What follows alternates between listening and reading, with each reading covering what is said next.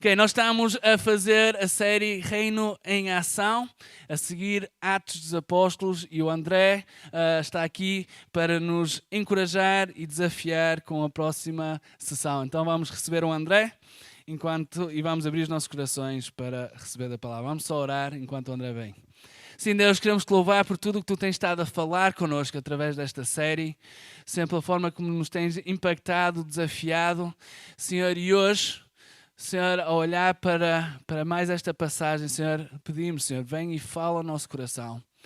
Senhor, queremos estar de corações abertos, de mente aberta, Senhor, ouvidos bem abertos para ouvir a Tua voz. Senhor, peço, Senhor, capacita o André, Senhor, com o Teu Espírito Santo, com o Teu poder, Senhor, para, Senhor, ser usado a trazer esta palavra. Senhor, estamos com sede para mais e queremos, Senhor, ser impactados por Ti hoje. Senhor, usa, Senhor, o Teu servo, Senhor, para nos desafiar e encorajar hoje.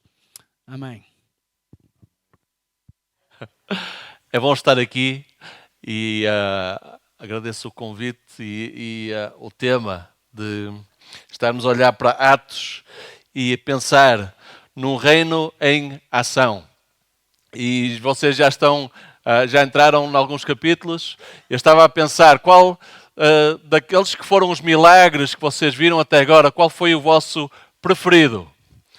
Ou então, até se vocês conhecerem o livro de Atos, se vocês pudessem escolher qual foi o maior milagre que nós vemos descrito ali no livro de Atos? Não é? O catálogo é extenso, foram muitas coisas incríveis, não é? Jesus a ascender aos céus e os discípulos a verem, anjos a falarem com os discípulos. Obviamente o dia de Pentecostes, o Espírito Santo a cair sobre eles, línguas de fogo, eles a falarem línguas estranhas. Pedro e João, não é? Era aquele paralítico a ser curado. A sombra de Pedro, vocês vão ver daqui por umas semanas, se calhar, a passar e pessoas a ser curadas, quando ele simplesmente passava. Qual foi o maior milagre que vocês se lembram daquilo que vocês conhecem do livro de Atos? Eu hoje vou oferecer uma ideia, a minha ideia, daquilo que foi o maior milagre. Certamente um milagre incrível. Vamos ver Atos 4, versículo 31. Vamos começar no versículo 31 e vamos estar a ver esta descrição da primeira igreja. Então, Atos 4, versículo 31, diz assim: Depois de orarem, tremeu o lugar em que estavam reunidos, todos ficaram cheios do Espírito Santo e anunciavam corajosamente a palavra de Deus. Da multidão dos que creram, uma era a mente e o coração. Ninguém considerava unicamente sua coisa alguma que possuísse, mas compartilhavam tudo o que tinham. Com grande poder, os apóstolos continuavam a testemunhar da ressurreição do Senhor Jesus e grandiosa graça estava sobre todos eles. Não havia pessoas necessitadas entre eles, pois os que possuíam terras ou casas as vendiam, traziam o dinheiro da venda e o colocavam aos pés dos apóstolos e o distribuíam segundo a necessidade de cada um. Um novo Pentecostes, não é? Se nós lermos, vocês já estudaram isso, a vinda do Espírito Santo em Pentecostes. Aqui vemos uma descrição muito semelhante, só que desta vez não são só aqueles discípulos que tinham estado com Jesus, que estavam ali em Jerusalém, agora é uma multidão de discípulos. Não é? A igreja já tinha crescido, já tinham, só no dia de Pentecostes, 3.000 pessoas tinham sido salvas, e agora aqui estão todos eles, muitos, uma multidão a orar, e enquanto estão a orar, tremeu novamente o lugar onde eles estavam reunidos, e o Espírito Santo caiu sobre todos, todos ficaram cheios do Espírito Santo, e todos anunciavam corajosamente a palavra de Deus. Agora, o maior milagre que eu acho que a mim saltou-me à vista foi esta frase a seguir: da multidão dos que creram, e estamos a falar de uma multidão, uma era a mente e o coração. Agora parem um pouco para pensar como seria uma sociedade assim. Um grupo de pessoas assim. onde uma é a mente e um o coração. Incrível. O mundo, não é? Nós todos sabemos que o mundo não é como deveria ser, mas se nós pudéssemos, sei lá, oferecer a alguém, olha, se tu tivesses a opção e pudesses escolher, e pudesses viver no mundo como está aqui descrito, onde ninguém considera unicamente sua coisa alguma, onde não há injustiças, onde não há mentiras, onde há um só propósito, uma só mente, um só coração. Tudo o que é meu é teu e há esta união de propósito, de visão. Eu acho que a maior parte das pessoas iam dizer, se isso for possível, eu quero. Eu alinho.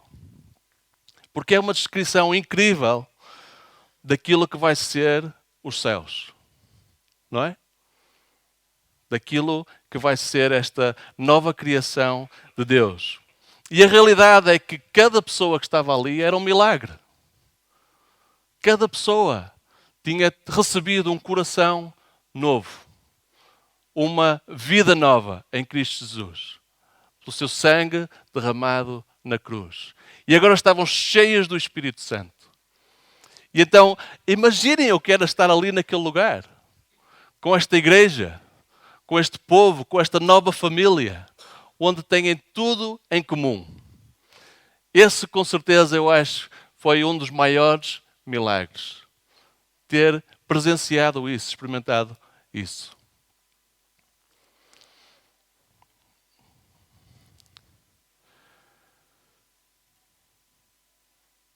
E depois, uma história inesperada. Vamos continuar a ler. José, um homem, um levita de Chipre, a quem os apóstolos deram o nome de Barnabé, que significa encorajador, vendeu um campo que possuía, trouxe o dinheiro e o colocou aos pés dos apóstolos. Um homem chamado Ananias, com Safira, sua mulher, também vendeu uma propriedade. E ele reteve parte do dinheiro para si, sabendo disso, também sua mulher. E o restante levou e colocou aos pés dos apóstolos. Então perguntou Pedro, Ananias, como você permitiu que Satanás enchesse o seu coração, ao ponto de você mentir ao Espírito Santo e guardar para si uma parte do dinheiro que recebeu pela propriedade? Ela não lhe pertencia? E depois de vendida, o dinheiro não estava em seu poder? O que o levou a pensar em fazer tal coisa? Você não mentiu aos homens, mas sim a Deus. Ouvindo isso, Ananias caiu morto. Grande temor apoderou-se de todos os que ouviram o que tinha acontecido. Então os moços vieram, envolveram o seu corpo, levaram-no para fora e o sepultaram. Cerca de 3 horas mais tarde entrou sua mulher sem saber o que havia acontecido. Pedro lhe perguntou, diga-me, foi esse o preço que vocês conseguiram pela propriedade? Respondeu ela, sim, foi esse mesmo. Pedro lhe disse, por que vocês entraram em acordo para tentar o Espírito do Senhor? Veja, estão à porta os pés dos que sepultaram o seu marido e eles a levarão também. Naquele mesmo instante, ela caiu morta aos pés dele. Então os moços entraram e, encontrando-a morta, levaram-na e a sepultaram ao lado de seu marido. E grande temor apoderou-se de toda a igreja e de todos os que ouviram falar desses acontecimentos. Pudera, não é? Se vocês estivessem lá, eu acho que não é. Imagino o que é estar lá naquela situação. E de repente Ananias cai como morto e depois a sua esposa. Não era suposto isto acontecer. Não é? Até agora a história em Atos tem sido super encorajadora. Não é? A igreja, como eu disse, vemos aqui a descrição de uma igreja que estava a bombar. Incrível. Milagres a acontecer, uma união como nunca tinha sido vista antes, uma nova sociedade a emergir, uma nova família não é? Com os seus desafios, com perseguição, mas Deus com eles, e o Espírito Santo com eles e o seu poder. Ninguém estava à espera do que aconteceu a seguir. E de repente, alto lá, o que é que se passa aqui?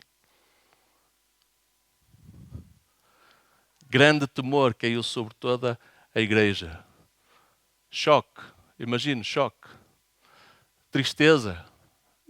Havia gente com certeza que conhecia este casal. Talvez eram familiares deles. Temor. Foi o momento em que Deus acordou-os. Quis abrir os seus olhos para que a igreja não se acomodasse. Porquê?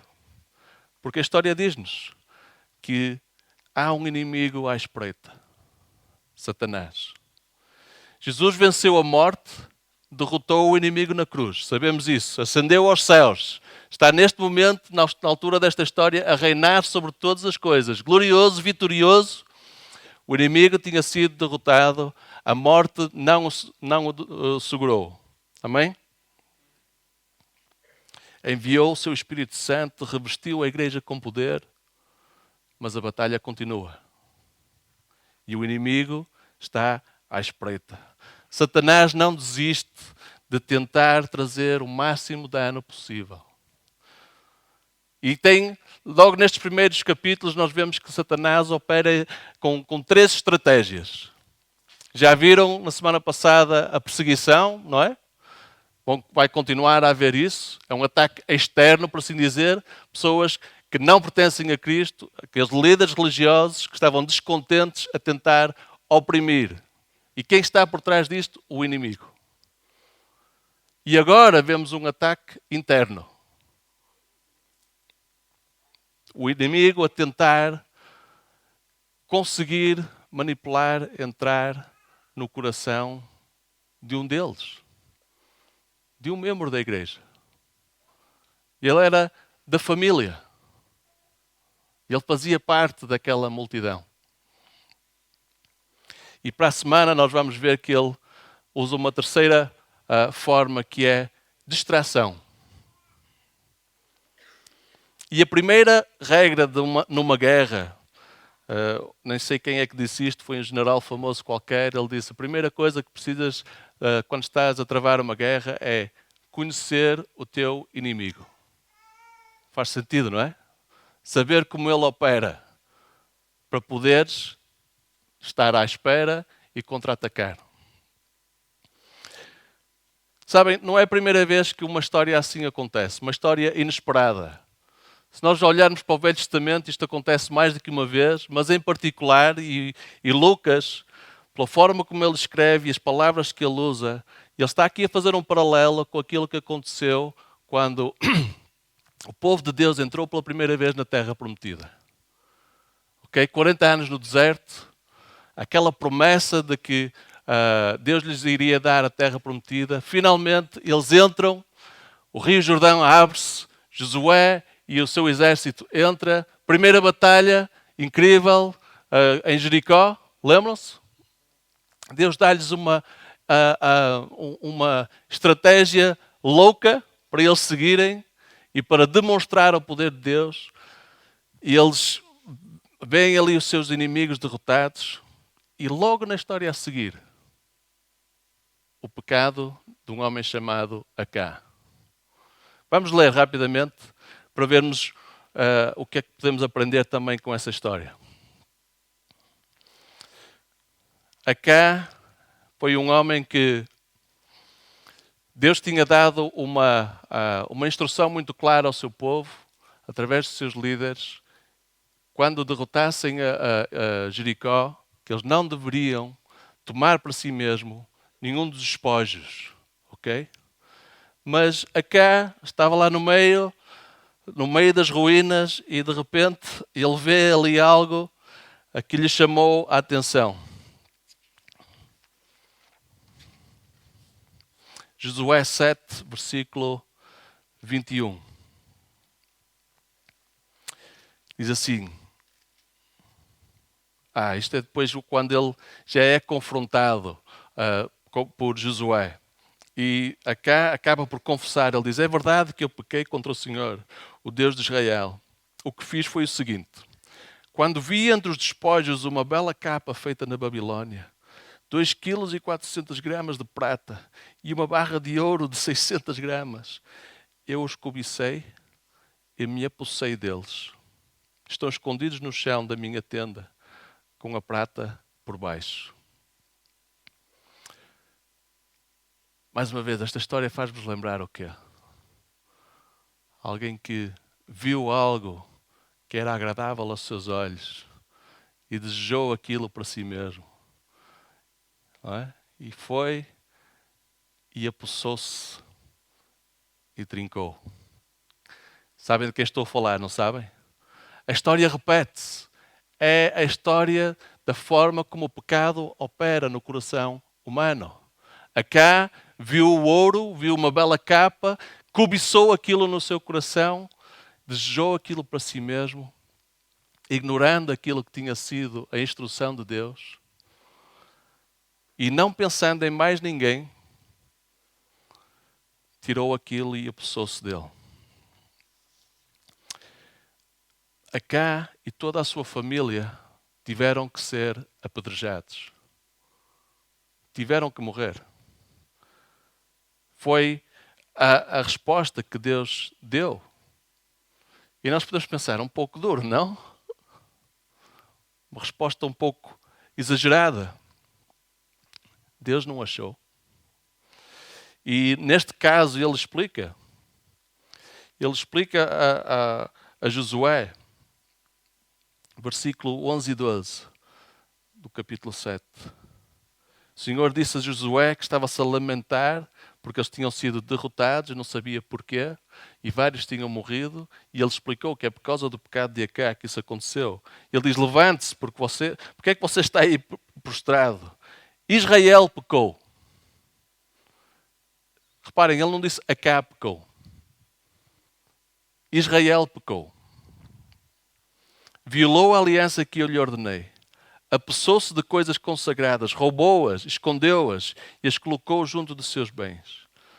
Por isso os israelitas não conseguem resistir aos inimigos. Fogem deles, porque se tornaram merecedores da sua destruição. Não estarei mais com vocês, se não destruírem do meio de vocês o que foi consagrado à destruição. Uau! Deus leva o pecado a sério. E o pecado de um homem afeta uma nação, afeta uma família. E afeta de maneira que não serão capazes de resistir aos seus inimigos. E mais, e pior, se não resolvessem aquilo, a presença de Deus não iria estar com eles, não iria permanecer, não iria continuar com eles. O pecado nunca é um problema individual,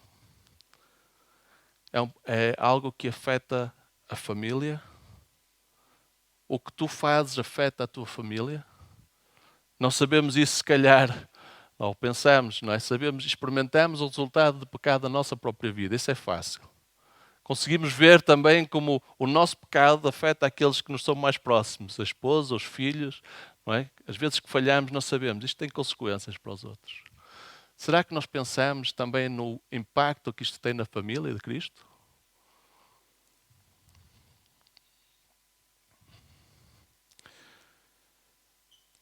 Se há coisa que fica muito claro na Bíblia é que o pecado é algo que se infiltra, que se espalha, que se alastra, que se multiplica muito rapidamente e sai fora de controle.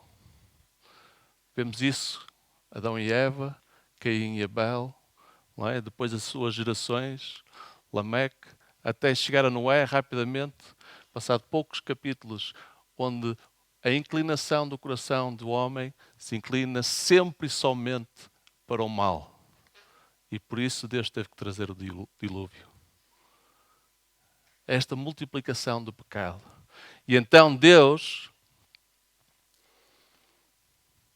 tem que cortar o mal pela raiz. O pecado separa-nos de Deus também.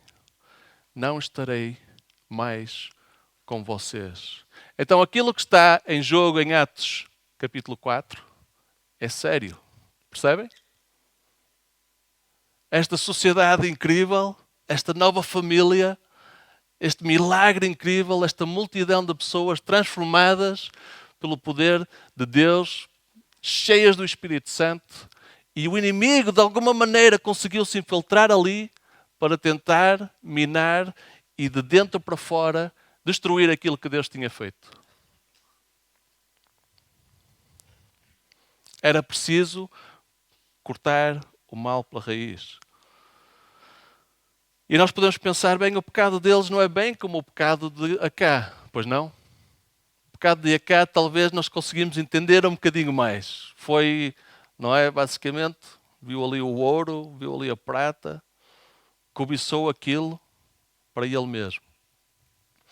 Ananias e Safira foi um bocado diferente. Eles tinham um campo, venderam o campo e até deram metade daquilo que receberam pelo campo.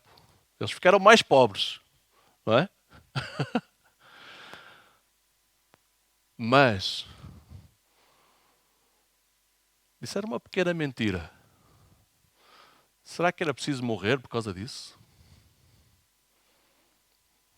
Não será que Deus exagerou um bocadinho? O problema do pecado é sempre um problema do coração. Uma era a mente e um era o coração. Até o ponto que o coração de Ananias e Safira abriu a porta para o pecado.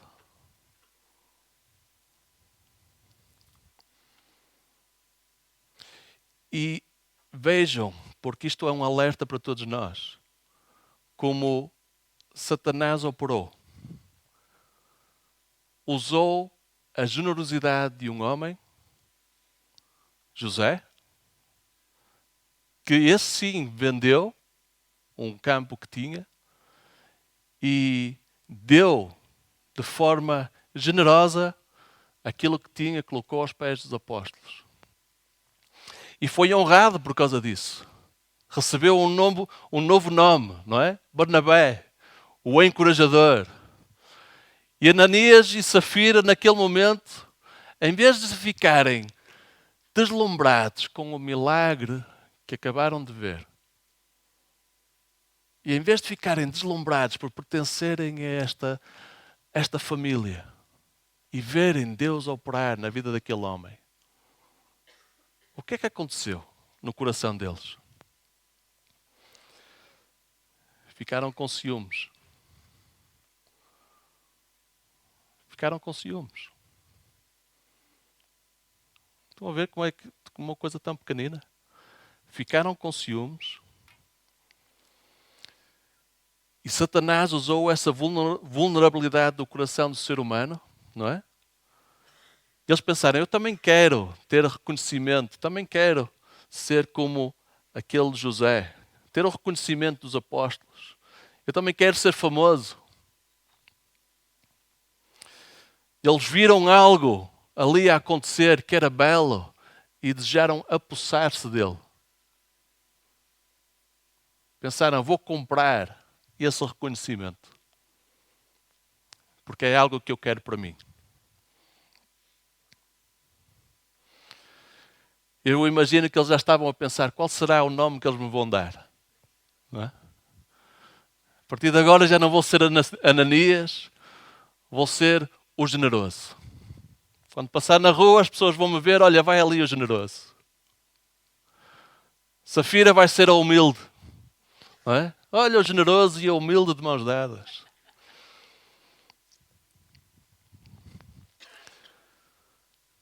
Qual foi o verdadeiro pecado de Ananias e Safira? Pedro é claro, não foi o dar metade daquilo que eles receberam. O problema não estava aí. Eles não tinham que dar nada sequer.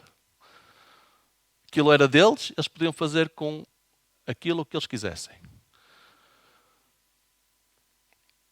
O verdadeiro pecado é que eles violaram a aliança ou o mandamento que Deus tinha ordenado ao seu povo. Ama o Senhor teu Deus acima de todas as coisas e ama o teu próximo como a ti mesmo. Antes de ir à cruz, Jesus disse, numa das últimas alturas em que ele está com os seus discípulos, um novo mandamento vos dou. Amem-se uns aos outros como eu os amei. Vocês devem amar-se uns aos outros. E o mundo saberá que vocês são meus discípulos quando isso acontecer. O que é uma família que tem uma só mente e um só coração? Humanamente falando, isso é absolutamente impossível. Porque o coração humano pensa só em si mesmo. Mas uma família assim, uma igreja assim, é uma igreja que ama a Deus acima de qualquer outra coisa e que ama os seus irmãos e irmãs acima de si mesmo. Percebem como permitir que isto infiltrasse a igreja iria trazer graves consequências? Será que a igreja ia conseguir resistir aos seus inimigos se permitisse que isto acontecesse no seu meio? Se no capítulo a seguir, em vez de Estevão, ou em vez dos apóstolos, Ananias e Safira fossem aqueles que fossem perseguidos e presos,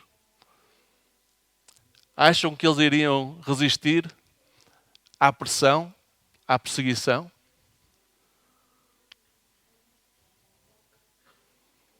O que é que vocês acham? Eu acho que eles iam querer safar o seu próprio corpinho, não é? Porque pensam em si mesmo. Certo?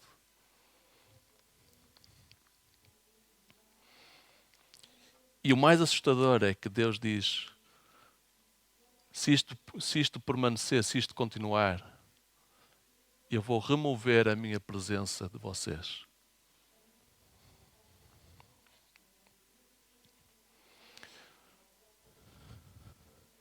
Quem é que eles estavam a amar naquele momento? Estavam a amar a Deus?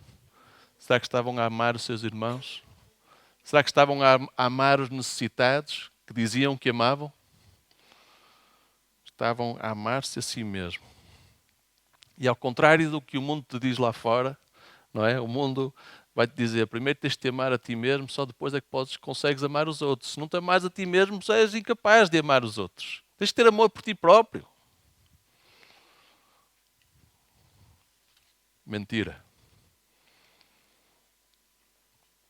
É uma manobra de Satanás para destruir o teu relacionamento com Deus e destruir o teu relacionamento com os outros. Amar a nós mesmos é terrível. É do inimigo. E é terrível para aqueles que estão à nossa volta. Por isso é que Ananás e Safira tiveram que morrer. Ananias e Safira tiveram que morrer. E se for preciso, o Ananás também. Só assim a presença de Deus iria permanecer com eles, só assim seriam uma luz para as nações. E o diabo sabia a importância disto. O diabo sabia o quão é importante era tentar acabar com aquela união. Lançou um ataque feroz e usou este casal para desviar o olhar de Deus para si mesmo. Mas não foi bem sucedido porque o Espírito Santo, na sua graça, interveio. Conclusão, ou moral da história. Um aviso para a igreja. É por isso que esta história está aqui. É um alerta. é um choque. Grande temor se apoderou daquela igreja, daquela família. E nós devemos ler estas histórias e ter algum temor. E permitir que, como David, fazer aquela oração, examina o meu coração. Se há algo em mim, não é, que precisa de ser mudado, pelo qual preciso de me arrepender. Se de alguma maneira o inimigo conseguiu entrar. Preciso disso para mim, preciso resolver isso para mim, mas também pelo bem da igreja. Deus conhece o nosso coração e trata com seriedade o nosso pecado. Okay? Isto não volta a acontecer no livro de Atos, uma história assim.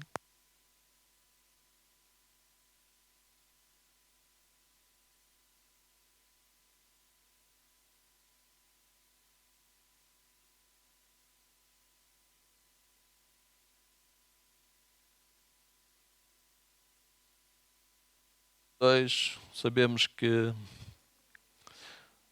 um dia vamos ter que prestar contas com Ele nos céus. Não é?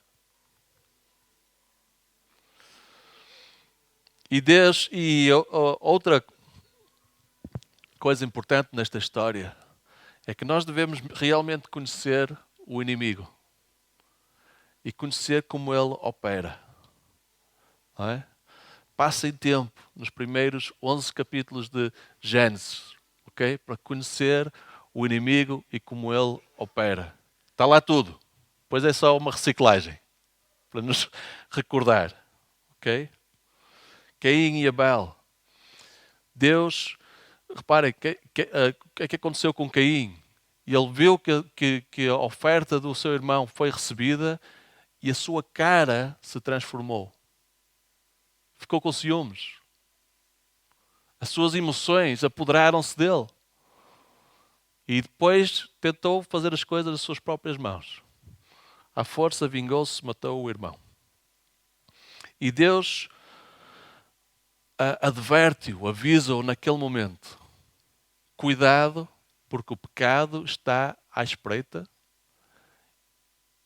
Tu tens que o dominar, senão vais ser dominado por ele. Fecha a porta. Se fizeres o bem, serás aceito. Fecha a porta ao pecado. Não abras a porta ao pecado. O pecado é que Satanás está por detrás disto. Mas reparem que a responsabilidade é de Ananias. Como é que permitiste que o Satanás enchesse o teu coração? Ananias abriu a porta.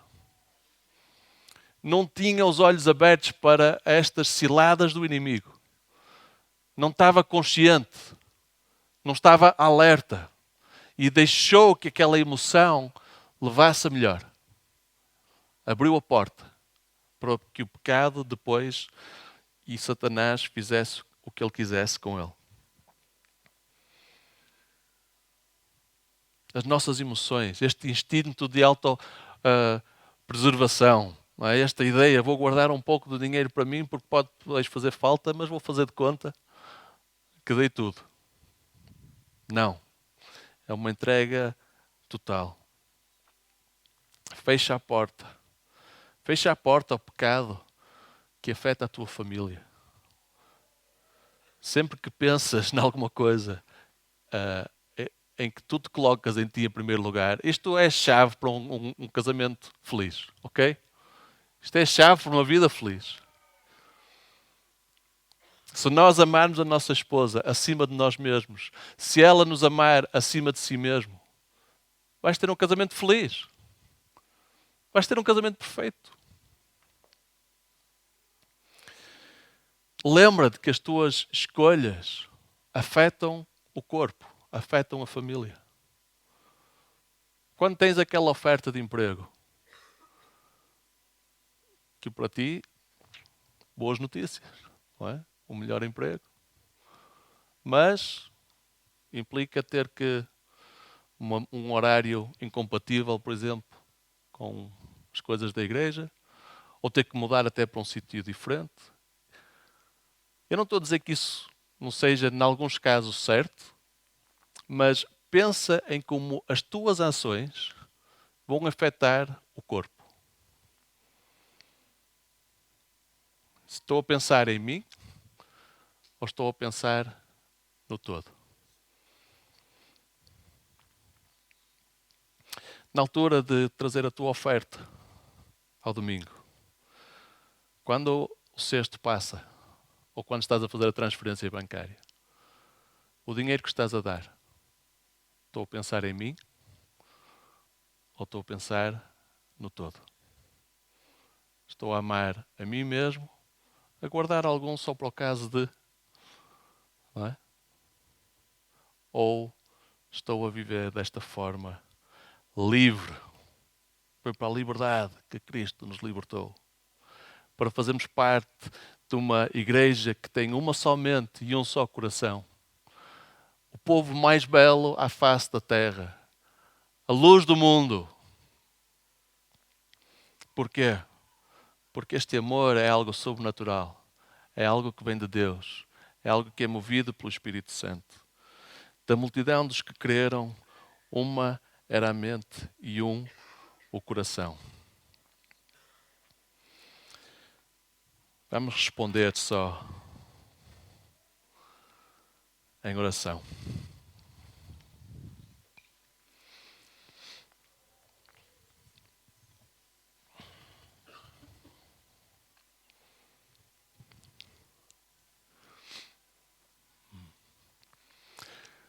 Nem sempre temos tempo para isto, mas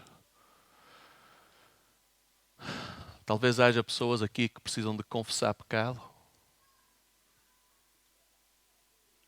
A Bíblia encoraja-nos a isso. Se fizeres o bem como Deus disse a Caim, tu serás aceito. Não tens nada a temer. Mas se há pecado na tua vida, se há algo que eu mencionei nesta história que te tenha tocado o coração, e Deus sabe, tu sabes, quando Deus fala ao nosso coração, uma atitude que precisa de ser mudada, uma emoção que às vezes, sei lá, tu viste alguma coisa e tu tiveste ciúmes, pensaste, eu também gostava de ser assim, de ter aquilo.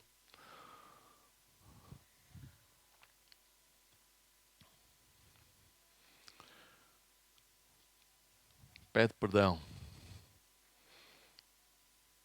E Deus, os braços dele estão abertos para te perdoar, para te limpar, para te restaurar e para trazer esta vida de liberdade.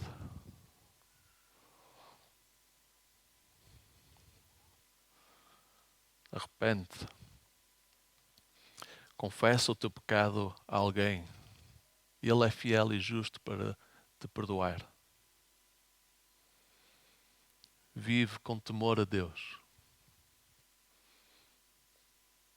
E se há alguém contra quem pecaste, pede-lhe perdão também.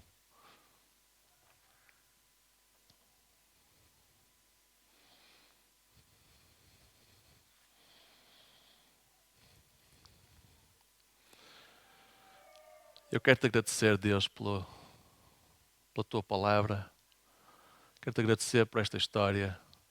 Quero te agradecer por este aviso, pelo desejo que tu tens de nós experimentarmos e vivermos em tudo aquilo que tu alcançaste para nós naquela cruz, onde tu quebraste de uma vez por todas o poder que o pecado tem sobre nós. Senhor, ajuda-nos a fechar a porta. Ajuda-nos a amar como tu nos amaste. Ajuda-nos a colocar os outros acima de nós mesmos. E enche-nos com esta alegria que nós vemos nesta igreja, que tu tens para nós aqui. Enche-nos com este poder, opera milagres no nosso meio. Vem transformar vidas, vem transformar casamentos, relacionamentos, vem Senhor, operar em poder. Senhor, não queremos correr o risco de que a Tua presença seja removida da nossa vida ou da Tua igreja. Bem, Senhor. Bem, Senhor.